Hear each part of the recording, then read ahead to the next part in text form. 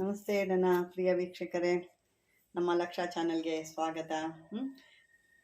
ವೀಕ್ಷಕರೇ, ನಾವು ತಿಳ್ಕೊಳ್ತಿರೋ ಅಂಥದ್ದು ನಿಮ್ಮ ಭೂತ ಭವಿಷ್ಯ ವರ್ತಮಾನ ಕಾಲಗಳನ್ನ ತಿಳಿಸೋ ಅಂಥ ಗಣೇಶನ, ನಿಮ್ಮ ಕಷ್ಟ ಸುಖಗಳನ್ನು ಹೇಳುವಂಥ ಗಣೇಶನ. ನೌಕರಿ ಇರ್ಬೋದು, ನಿಮ್ದು ಯಾವುದೇ ಉದ್ಯೋಗ ಇರ್ಬೋದು, ಅಥವಾ ನಿಮ್ಮದು ವ್ಯಾಪಾರ ಇರ್ಬೋದು, ಇಲ್ಲ ಬೇರೆ ಕಡೆಯಿಂದ ನಿಮಗೆ ಒಂದು ಸನ್ಮಾನ ಮಾನ ಮರ್ಯಾದೆ, ನಿಮಗೆ ಒಂದು ಗೌರವ ಸಿಗಬೇಕು, ರಾಜಕೀಯ ವ್ಯಕ್ತಿಗಳಿಂದ ನಿಮಗೆ ಸರಿಯಾದ ಒಂದು ಕೆಲಸಗಳಾಗಬೇಕು, ಇಂಥವೆಲ್ಲ ಆಗಬೇಕು. ಮತ್ತು ನಿಮ್ಮ ಜೀವನದಲ್ಲಿ ನಡೆಯುವಂಥ ಅಥವಾ ಬೇರೆಯವರು ಬಂದು ನಿಮ್ಮನ್ನು ಕೇಳಿದಾಗ ಹೇಳುವಂಥ ಕೆಲವು ಉತ್ತರಗಳು ಸರಿಯಾಗಿರಬೇಕು ಅನ್ನೋದಕ್ಕೆ ಇಲ್ಲಿ ನಾನು ಗಣೇಶನ ಯಾವ ರೀತಿ ನೀವು ತಂತ್ರ ಮಂತ್ರದಿಂದ ಮಾಡ್ಕೋಬೋದು, ಯಂತ್ರ ಮಂತ್ರ ತಂತ್ರ 3 ಕಡೆಯಿಂದನೂ ಮಾಡ್ಬೋದು. ನಾನು ಇಲ್ಲಿ ಒಂದೊಂದಾಗಿ ಹೇಳ್ತೀನಿ. ಇದು 2-3 ಇದೆ. ಅದರಲ್ಲಿ ನಾನು ಸಿಂಪಲ್ಲಾಗಿ ಮೊದಲನೇದೇ ಆಗಿದೆ. ಎಲ್ಲ ಸಿಂಪಲ್ ಅಂತಂದರೆ ಭಾಳ ಅದ್ಭುತ ಕೆಲಸ ಮಾಡಿದೆ. ಅಂದರೆ ನಿಮಗೆ ಜಾಸ್ತಿ ದೊಡ್ಡದಾಗಿ ಹೇಳಿದಾಗ ಅರ್ಥ ಆಗಲ್ಲ ಅನ್ನೋದಕ್ಕೆ ನಾನು ಇಲ್ಲಿ ಈ ರೀತಿ ಹೇಳ್ತಾ ಇದ್ದೀನಿ. ಇದನ್ನು ನೀವು ಇಲ್ಲಿ ನೋಡಿ, ಒಂದು ಮಂತ್ರ ಕೊಟ್ಟಿದ್ದೀನಿ. ಇಲ್ಲಿ ಮೇಲ್ಗಡೆ ಮಂತ್ರ ಇದೆ, ಇದು ಚಕ್ರ. ಇದು ಗಣೇಶನ ಚಕ್ರ. ಮೊದಲನೇದಾಗಿ ನಿಮಗೆ ಇದು ಚಕ್ರದಿಲ್ಲ, ನಿಮಗೆ ಮೊದಲು ಕೊಡ್ತಿರೋದು ಈ ರೀತಿ ಒಂದು ಗಣೇಶನ ವಿಗ್ರಹ ತಗೋಬೇಕು. ಗಣೇಶನ ಈ ರೀತಿ ಬಿಳಿ ಎಕ್ಕದ ಗಣೇಶ ಆಗ್ಬೋದು. ನೋಡ್ತಾ ಇದ್ದೀರಲ್ವಾ, ನಾನು ಸೈಡಲ್ಲಿ ತೋರಿಸ್ತೀನಿ, ಯಾಕೆಂದರೆ ಮಂತ್ರಗಳು ನಿಮ್ಗೆ ಸಿಕ್ಕಲ್ಲ ಅಂತ. ಈ ರೀತಿ ಬಿಳಿ ಎಕ್ಕದ ಗಣೇಶ ಎಲ್ಲರೂ ಸಾಮಾನ್ಯವಾಗಿ ಗೊತ್ತಿರುತ್ತೆ, ಅಂದರೆ ಬಿಳಿ ಎಕ್ಕದಲ್ಲೇ ಮಾಡಿರಬೇಕು. ಇದು ನಾನು ಆರ್ಡ್ರ್ ಕೊಟ್ಟೆ ತರಿಸಿದ್ದೀನಿ. ಹಾಗಾಗಿ ನಿಮಗೆ ಒಂದು ಬಿಳಿ ಎಕ್ಕದ್ದು ಒರಿಜಿನಲ್ ಆಗಿರೋ ತರ್ಬೋದು. ಯಾಕೆಂದರೆ ಈಗ ಯಾವುದೇದೋ ಬೆಂಡು ಮರದಲ್ಲೆಲ್ಲ ಗಣೇಶ ಅಂತ ಮಾಡಿ ಡೂಪ್ಲಿಕೇಟ್ ಮಾಡ್ತಾರೆ. ಆ ರೀತಿ ಮಾಡಿದಾಗ ಯಾವುದೇ ಕೆಲಸಗಳು ನಿಮ್ಗೆ ಸಕ್ಸಸ್ ಆಗಲ್ಲ. ಇದನ್ನೊಂದು ತಲೆ ಒಳಗೆ ಇಟ್ಕೊಳ್ಳಿ. ಇದನ್ನು ಏನು ಮಾಡಬೇಕು, ಗಾಯತ್ರಿ ಮೂಲ ಮಂತ್ರದಲ್ಲಾದ್ರೂ ತೊಗೋಬೋದು. ಅಂದರೆ ಗಣೇಶ ಗಾಯತ್ರಿ ಮೂಲ ಮಂತ್ರ ಅಂತ ಬರುತ್ತೆ. ಅದು ನಿಮಗೆ ಸಾಕಷ್ಟು ಬೇರೆ ಕಡೆ ಸಿಗುತ್ತೆ, ಅದೇನಿಲ್ಲ. ಅಕಸ್ಮಾತ್ ನನಗೆ ಇಲ್ಲ ಅಂದರೆ ನಾನು ಹೇಳ್ತೀನಿ ನಿಮಗೆ.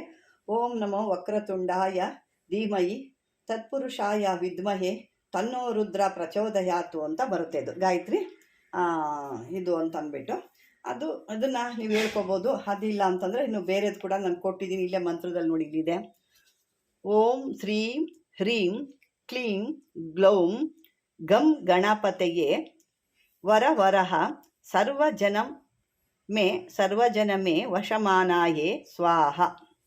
ಕಾಣ್ತಾ ಇದೆ ಅಂದ್ಕೊಂಡಿದ್ದೀನಿ. ಇದನ್ನಾದರೂ ನೀವು ಹೇಳ್ಕೊಬೋದು. ಇದು ಅವನ ಮೂಲ ಮಂತ್ರಗಳಿರುತ್ತೆ, ಇದನ್ನಾದರೂ ಹೇಳ್ಬೋದು. ಇಲ್ಲ ನಾನು ಮೊದಲು ಹೇಳಿದಂಥ ಗಾಯತ್ರಿ ಮಂತ್ರ ಆದರೂ ಹೇಳ್ಕೊಬೋದು. ಇದನ್ನು ಯಾವತ್ತೂ ನೀವು ಶುರು ಮಾಡಬೇಕು ಅಂತಂದರೆ ಚತುರ್ದಶಿ, ತಿಂಗಳಲ್ಲಿ ಒಂದು ಚತುರ್ದಶಿ ಬಂದೇ ಬರುತ್ತೆ. ಏಕಾದಶಿ, ದ್ವಾದಶಿ, ತ್ರಯೋದಶಿ, ಚತುರ್ದಶಿ ಈ ರೀತಿ ಬರುತ್ತೆ. ಅದು ಅರ್ಥ ಆಗಿಲ್ಲ ಅಂದರೆ ನಾನು ಪ್ರತಿಯೊಂದು ನಿಮಗೆ ಬಿಡಿಸಿ ಹೇಳ್ತಾ ಇದ್ದೀನಿ. ಚತುರ್ದಶಿ ಅಂದರೆ ಯಾವತ್ತು ಅಂತ ತಿಳ್ಕೊಳ್ತೀರಾ. ಏಕಾದಶಿ, ದ್ವಾದಶಿ, ತ್ರಯೋದಶಿ ಆದಮೇಲೆ ಚತುರ್ದಶಿ, 4ನೇ ದಿವಸದ್ದೇನೆ ಚತುರ್ದಶಿ ಅಂತ ಹೇಳ್ತಾರೆ. ಇದು ಗಣೇಶನಿಗೆ ಇಷ್ಟವಾದ ದಿನ. ಇದು ಅದನ್ನು ಒಂದು ತಿಂಗಳಿಗೆ ಅದು ಬಂದೇ ಬರುತ್ತೆ. ಆ ರೀತಿ ಏನು ಮಾಡಬೇಕು, ಈ ಚತುರ್ದಶಿ ಸ್ಟಾರ್ಟ್ ಮಾಡಿದ್ರೆ ಮುಂದಿನ ಚತುರ್ದಶಿಗೆ ತನಕ ಮಾಡಬೇಕು ನೀವು. ಅಂದರೆ ಒಂದು ತಿಂಗಳು, ಈ ತಿಂಗಳಲ್ಲಿಂದ ಶುರು ಮಾಡಿದ್ರೆ ಮುಂದೊಂದು ತಿಂಗಳು ಅದೇ ಇದರಲ್ಲಿ ನೀವು ಮುಗಿಸ್ಬೇಕು. ಅದನ್ನು ಈ ಒಂದು ಮಂತ್ರನ ಜಪ ಮಾಡಿ ಗಣಪತಿ ಜಪನ ಸಿದ್ಧಿ ಮಾಡ್ಕೋಬೇಕು. ಅದು ಹೇಗೆ ಅಂದರೆ ಸಂಜೆ ಹೊತ್ತಲ್ಲಿ ಮಾಡ್ಕೋಬೇಕು ನೀವು, ಬೆಳಗ್ಗೆ ಹೊತ್ತಲ್ಲ, ಸಂಜೆ ಹೊತ್ತಲ್ಲಿ ಮಾಡ್ಕೋಬೇಕು. ಒಂದು ಗಣಪತಿ ಮೂರ್ತಿ ಹೇಗೆ ನಾನು ತೋರಿಸಿದ್ದೀನಲ್ಲ, ಹರಕ ಗಣಪತಿ ಭಾಳ ಶ್ರೇಷ್ಠ. ಇಲ್ಲ ನಮ್ಮ ಹತ್ರ ಇಲ್ಲ ಅದು ಅಂದರೆ ಗಣಪತಿ ವಿಗ್ರಹ, ಅದು ಇಲ್ಲ ಅಂದರೆ ಫೋಟೋ, ಸಾಮಾನ್ಯ ಫೋಟೋ ಅಂತ ಎಲ್ಲರ ಮೇಲೆ ಇದ್ದೇ ಇರುತ್ತೆ. ಆ ಫೋಟೋ ಇಟ್ಕೋಬೇಕು. ಇಟ್ಕೊಂಡು ಇದಕ್ಕೆ ಅವನಿಗೆ ಪ್ರಸಾದ ಅಂದರೆ ಮೊದಲೇ ಒಂದು ತಿಂಡಿ ಇಡಬೇಕು. ತಿಂಡಿ ಅಂದರೆ ಪಂಚಕಜ್ಜಾಯ ಸಾಮಾನ್ಯ ಎಲ್ಲರಿಗೂ ಗೊತ್ತಿರುತ್ತೆ. ಗೊತ್ತಿಲ್ಲ ಅಂದರೆ ಕೇಳಿ, ಯಾರಿಗಾರು ತಿಳ್ಕೊಳ್ಳಿ. ಯಾಕೆ ನಾನು ಅದು ಹೇಳೋ ಅಷ್ಟೊತ್ತಿಗೆ ಇಲ್ಲಿ ಲೆಂತ್ ಆಗಿಬಿಡುತ್ತೆ, ವಿಡಿಯೋ ಲೆಂತ್ ಆಗುತ್ತೆ. ಹಂಗಾಗಿ ನಾನಿಲ್ಲಿ ಗೊತ್ತಿಲ್ಲದ್ರೆ ತಿಳ್ಕೊಳ್ಳಿ. ಇಲ್ಲ ಕೆಲವು ಕಡೆ ಸಿಗುತ್ತೆ, ಅದು ತಂದು ಮಾಡ್ಬೋದು ನೀವು. ಇದನ್ನೆಲ್ಲ ಹಾಕಿ ಧೂಪ ದೀಪಗಳಿಂದ ಈ ಪ್ರಸಾದ ಏನು ಹೇಳಿ ಪಂಚಕಜ್ಜಾಯ ಅವ್ರಿಗೆ ಭಾಳ ಇಷ್ಟ, ಅದನ್ನು ಹಿಕ್ಕಿ ಮತ್ತು ಮಾಮೂಲಿಯಾಗಿ ಹಣ್ಣು ಕಾಯಿ ಇವುಗಳಿಂದ ನೈವೇದ್ಯ ಮಾಡಿಬಿಟ್ಟು ಶ್ರೀ ಗಣಪತಿನ ಈ ರೀತಿ ಒಂದು ಪಠಣೆನ ಪೂಜೆ ಮಾಡಬೇಕು. ಅಂದರೆ ಈ ಒಂದು ಮಂತ್ರ ಹೇಳಿ ಆ ಮಂತ್ರ ಈ ಫೋಟೋ ಅಥವಾ ವಿಗ್ರಹ ಏನಿರುತ್ತೋ ಅದನ್ನು ಇಟ್ಕೊಂಡು ನೀವು ಪೂಜೆ ಮಾಡಬೇಕು. ಪೂಜೆ ಮಾಡಿ ಕೇವಲ ಒಂದು ಚತುರ್ದಿಸಿ ಒಂದು ದಿನವಾದರೂ ಈ ಕ್ರಮವನ್ನು ಅನುಸರಿಸಿ ಮಾಡಲೇಬೇಕು ನೀವು. ಬೇರೆ ದಿವಸ ಮಾಡೋಂಗೇ ಇಲ್ಲ. ಚತುರ್ದಿಸಿ ಅವನಿಗೆ ಭಾಳ ಇಷ್ಟವಾದ ದಿನ ಅವತ್ತೇ ಮಾಡಬೇಕು. ಒಂದು ಗಣೇಶನ ಮುಂದೆ ಕೂತ್ಕೊಂಡು ನೀವು ಶುದ್ಧವಾಗಿ ಒಂದು ಮಣೆ ಹಾಕ್ಕೊಂಡು ಅಥವಾ ಒಂದು ಕೆಂಪು ಬಟ್ಟೆ ಹಾಕ್ಕೊಂಡು ಕೂತ್ಕೊಂಡು ಈ ಮಂತ್ರನ ಹೇಳ್ಕೊಂಡು ಸಿದ್ಧಿ ಮಾಡಿಕೊಂಡು ಇದು ಮಾಡಿಕೊಂಡು ಆದಮೇಲೆ ನಿಮಗೆ ಈ ಗಣಪತಿ ಮಂತ್ರ ಜಪದ ಮಾಡ್ತಾ ಮಾಡ್ತಾ ನಿಮಗೆ ಪ್ರಸನ್ನ ಗಣಪತಿ ನಿಮಗೆ ಪ್ರತ್ಯಕ್ಷ ಅಂದರೆ ಯಾವುದೋ ಒಂದು ರೂಪದಲ್ಲಿ ಪ್ರತ್ಯಕ್ಷ ಆಗ್ಬೋದು, ಯಾವುದೋ ಒಂದು ರೂಪದಲ್ಲಿ ನಿಮಗೆ ಕಾಣಿಸ್ಕೊಳ್ತಾನೆ. ಮತ್ತು ನೀವು ಬೇಡಿದ್ನ ಏನು ನೀವು ಸಾಧಕರು ಬೇಡ್ಕೊಂಡಿರ್ತೀರ ಅಥವಾ ನೀವೇನು ಒಂದು ಪೂಜೆ ಮಾಡಿರ್ತೀರ ಅಂಥವರು ಅವರ ಬೇಡಿದ್ದ ಇಷ್ಟಾರ್ಥವನ್ನು ಕೂಡ ನಡೆಸ್ಕೊಡ್ತಾನೆ. ಅಂದರೆ ಯಾವ ವಿಘ್ನಗಳು ಇಲ್ದಂಗೆ ನಿಮ್ಮ ಒಂದು ಕೆಲಸಗಳು ಸಿದ್ಧಿಯಾಗಿ ನಡೀತವೆ. ಇದು ಒಂದು ಮಂತ್ರದಿಂದ ಅಥವಾ ಫೋಟೋದಿಂದ ಆಗೋದು. ಎರಡನೇದು ಬಂದು ನಿಮಗೆ ಈ ಒಂದು ಯಂತ್ರ ಕೊಟ್ಟಿದ್ದೀನಿ ನೋಡಿ, ಈ ಯಂತ್ರ ಇದನ್ನು ಒಂದು ಇದರಲ್ಲಿ ಬರ್ಕೋಬೇಕು. ಬೆಳ್ಳಿ ಅಥವಾ ಒಂದು ತಾಮ್ರ ತಗಡು ತೊಗೋಬೇಕು, ಬೆಳ್ಳಿ ಅಥವಾ ತಾಮ್ರ ತಗಡು ನಿಮ್ಮ ಶಕ್ತಿ ಅನುಸಾರವಾಗಿರುತ್ತೆ ಇದು. ಇದನ್ನು ಅದೇ ಸೇಮ್ ಮಂತ್ರ ಅದೇ ಬರುತ್ತೆ ತಗೊಂಡು ಇದ್ರ ಮೇಲೆ ಇದು ಶಿವಾಷ್ಟಕ ಗಂಧ. ನಾನು ಕಳೆದ ವಿಡಿಯೋದಲ್ಲಿ ನಾನು ಹೇಳಿದ್ದೆ, ಒಂದು ಆ ಬೆಳ್ಳಿ ಯಂತ್ರ ತಗೊಂಡು ದೀಪಾವಳಿ ನಾನು ಮಾಡಿದ್ದಂಥದ್ದು. ಅದಕ್ಕೆ ಶಿವಾಷ್ಟಕ ಎಲ್ಲ ಹರಿದು ಅದನ್ನು ರುಬ್ಬಿ ಅದಕ್ಕೆ ಆ ಒಂದು ಯಂತ್ರ ಬರೆದಾದ್ಮೇಲೆ ಅದ್ರ ಮೇಲೆ ಅದನ್ನು ಹಚ್ಚಬೇಕು. ಅಂದರೆ ಹಿಂದುಗಡೆಯಿಂದ ಅದು ಲೇಪ ಹಾಕಿ ಅದ್ರ ಮೇಲೆ ಕೆಲವೊಂದು ವಸ್ತುಗಳೆಲ್ಲ ಹಾಕಿ ಅದ್ರ ಮುಚ್ಚಬೇಕಾಗುತ್ತೆ. ಅಂದರೆ ಭುಜಪತ್ರ ತೊಗೊಂಡು ಅದ್ರ ಹಿಂದೆ ನೀವು ಕವರ್ ಮಾಡಬೇಕು, ಆಗ್ಬಿಡುತ್ತೆ. ಈ ರೀತಿ ಮಾಡ್ಕೋಬೇಕು. ಮಾಡ್ಕೊಂಡು ಇದನ್ನು ಅದನ್ನೆಲ್ಲ ಹಾಕಿ ಸುರುಳಿ ಸುತ್ತಬಿಟ್ಟು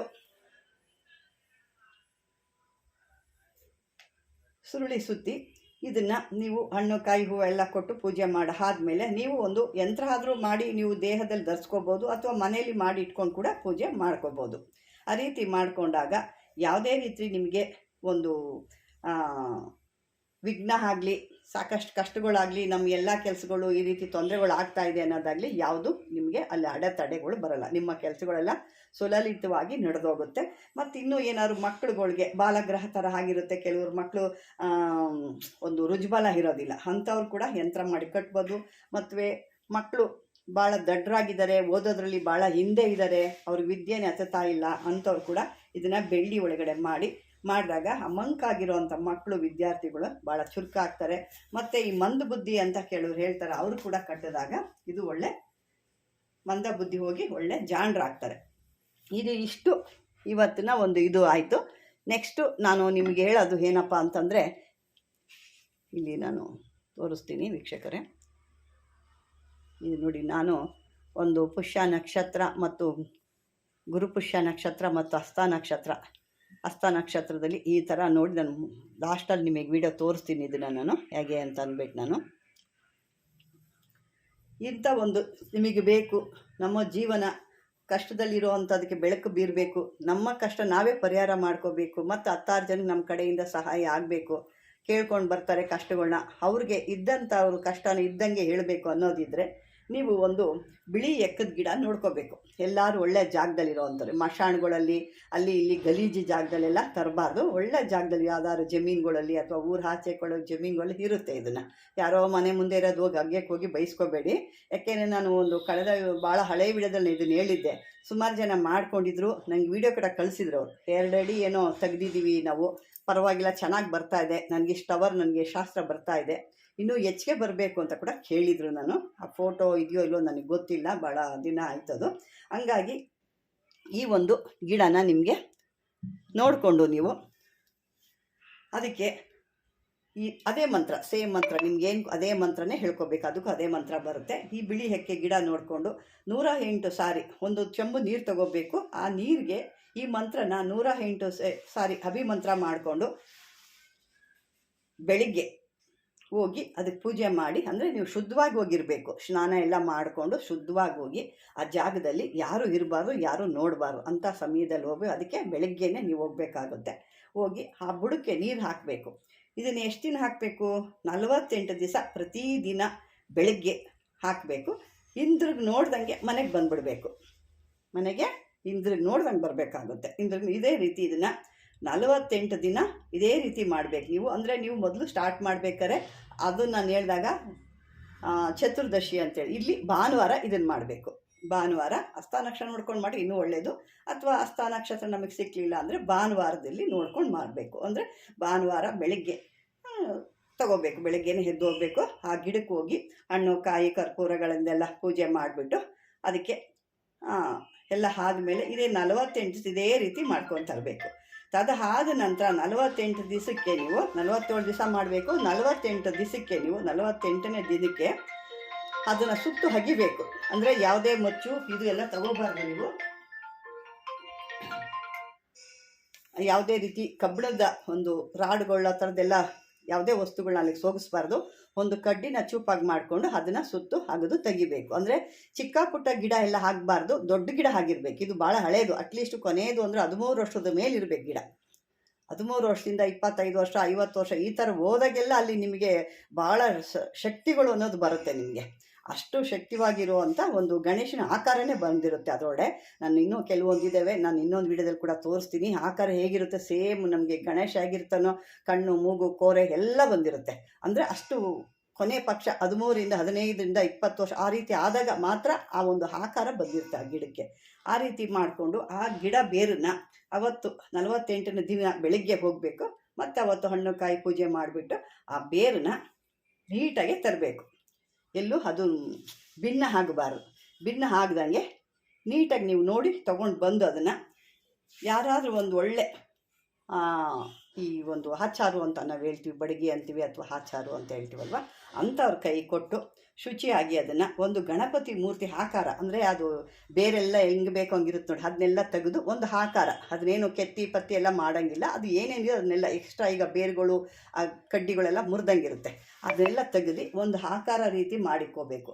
ಆಮೇಲೆ ಆ ಒಂದು ಅವ್ರು ರೆಡಿ ಮಾಡಿಕೊಟ್ಮೇಲೆ ಅದಕ್ಕೆ ನೀವು ಹೋಗಿ ಒಂದು ಯಾವ್ದಾರು ಒಂದು ಒಳ್ಳೆ ನದಿಗೋ ಹರಿಯೋ ನೀರು ಅಂತ ಕರ್ಕೊಂಡೋಗಿ ಅದನ್ನು ಎತ್ಕೊಂಡೋಗಿ ಆವಾಗ ಅದಕ್ಕೆ ವಿಷ್ಣು ಗಂಧಕ ಅಥವಾ ಶಿವಾಷ್ಟಕ ಈ ಗಂಧಗಳಿಂದ ಅದಕ್ಕೆ ಚೆನ್ನಾಗಿ ಮೆತ್ತಬೇಕು. ಅದಕ್ಕೆ ಮೈ ತುಂಬ ಮೆತ್ತಿ ಅದನ್ನಂದರೆ ಲೇಪನ ಥರ ಮೈ ತುಂಬ ಲೇಪನ ಹಾಕಿ ಅದಕ್ಕೊಂದು ಹಳದಿ ಬಟ್ಟೆ ಅದ್ರ ಮೇಲೆ ಒದಿಸ್ಬೇಕು. ಯೆಲ್ಲೋ ಕಲರ್ ಬಟ್ಟೆ ಅದ್ರ ಮೇಲೆ ಒದಿಸ್ರಿ. ನೀವು ಇದನ್ನು 1008 ಸಾರಿ, ಆವಾಗ ನೀವು 1008 ಸಾರಿ ಪ್ರಾಣ ಪ್ರತಿಷ್ಠಾಪನೆ ಮಂತ್ರ ಜಪ ಮಾಡ್ಕೋಬೇಕು. ಮಾಡಿಕೊಂಡು ಶುದ್ಧಗೊಳಿಸ್ಕೊಂಡು ಮನೆಗೆ ತರಬೇಕು. ಅಲ್ಲೇ ಎಲ್ಲ ಮುಗಿಸ್ಕೋಬೇಕು. ಇಲ್ಲೆಲ್ಲ ಮಾಡೋದು ಅಲ್ಲೆಲ್ಲ ನದಿ ತಿರ್ಕೋದಾಗ ನೀವೇನೆಲ್ಲ ಮಾಡಿ ಅದಕ್ಕೆ ಶಿವಾಷ್ಟಕ ವಿಷ್ಣಾಷ್ಟಕ ಎಲ್ಲ ಹಾಕಿ ಲೇಪನ ಮಾಡಿ ಒಂದು ಹಳದಿ ಬಟ್ಟೆಯನ್ನು ಅದರ ಮೇಲೆ ಸುತ್ತಬಿಟ್ಟು ನಂತರ ಒಂದು ಅದಕ್ಕೆ ತರಬೇಕಾಗುತ್ತೆ.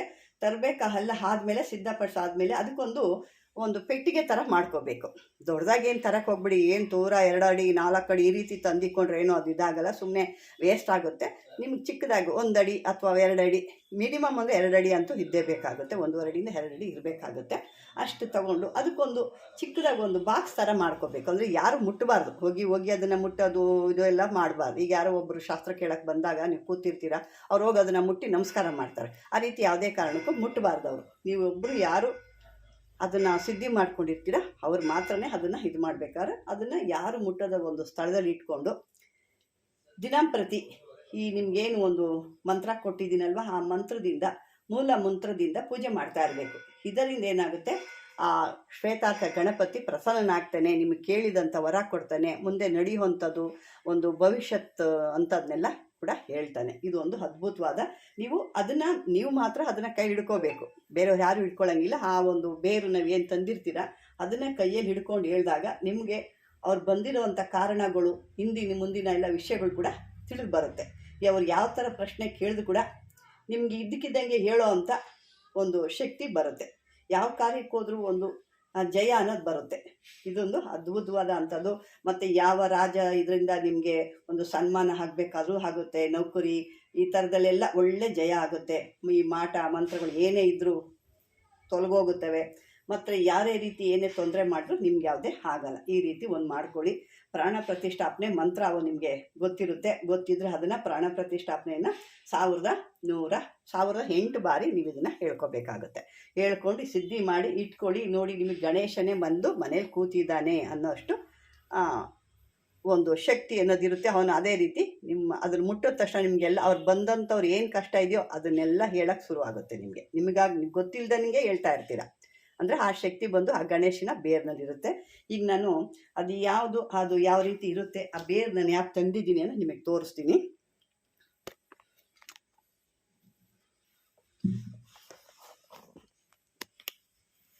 ನೋಡಿ ವೀಕ್ಷಕರು, ಇದು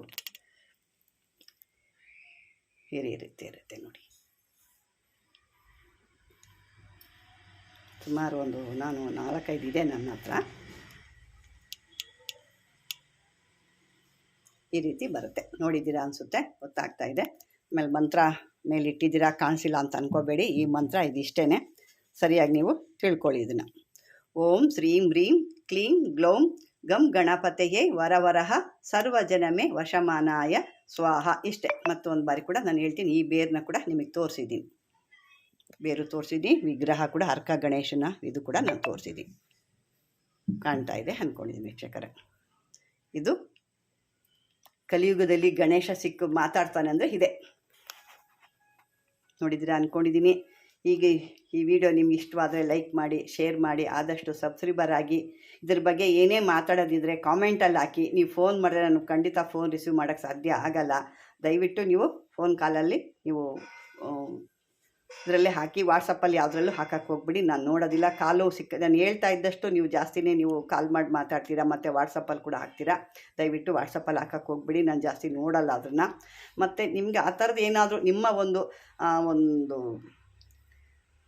ಪ್ರೈವೇಟಾಗಿ ಮಾತಾಡೋದು ಇರುತ್ತೆ, ಏನೋ ಒಂದು ರಹಸ್ಯವಾಗಿ ಮಾತಾಡೋದಿದೆ ಅನ್ನೋದು ಮಾತ್ರ ನನಗೆ ಒಂದು ವಾಟ್ಸಪ್ ಕಾಲ್ ಹಾಕಿ, ಅದರಲ್ಲಿ ನಾನು ಆನ್ಸರ್ ಮಾಡ್ತೀನಿ. ಕಾಲ್ ಮಾಡಿ ಅಥವಾ ಕಾಲ್ ಮಾಡಬೇಡಿ ಅನ್ನೋದು ನಾನು ಹೇಳ್ತೀನಿ.